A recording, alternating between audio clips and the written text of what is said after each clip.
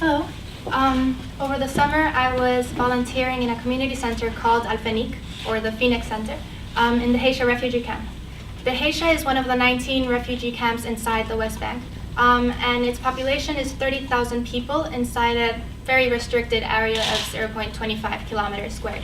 So you can imagine the overpopulated and overcrowded reality of the Haisha. It actually takes like a different connotation when you realize that 50% of the population is under 15 years old. So in that sense, the work that Al-Fenik does is, for me, really, really invaluable for the new generation that is growing up in the Haisha.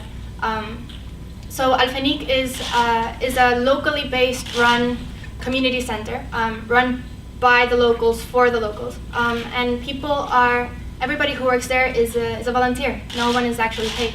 And they offer a very wide range of programs for kids, youth, and actually for adults. They constructed the only women's only gym that is available around the area, giving women the opportunity to exercise, which in that environment they usually wouldn't have the opportunity. They have photography and film classes. They have language courses. They have tutorials to help children as a support for their education, but probably limited, that they receive in the United Nations schools inside the camp. They do mosaic workshops, painting murals. They have a theater troupe that goes around countries touring their own pieces. And overall, it was really motivating to be in a place where there was so much life, so much input, but merely like that it was just born from inside them to do everything that they were doing.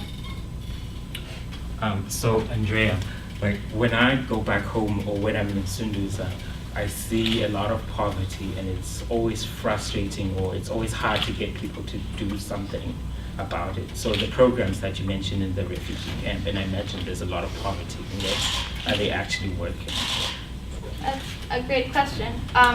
Refugee camps are actually the poorest communities within the West Bank. And in that sense, Al-Fenik is one of the very few organizations, next to two others inside the camp, that offer these opportunities for its residents. And in that sense, I do feel from my experience there that it does help them to break the cycle of poverty. And it does so by helping children stay off the streets, stay off from confrontations, from just the life in the narrow alleys, and give them an opportunity to open their perspective beyond the walls of the camp, because many of them, they don't really even go beyond the boundaries of the Haisha. They pretty much say they're living all their lives.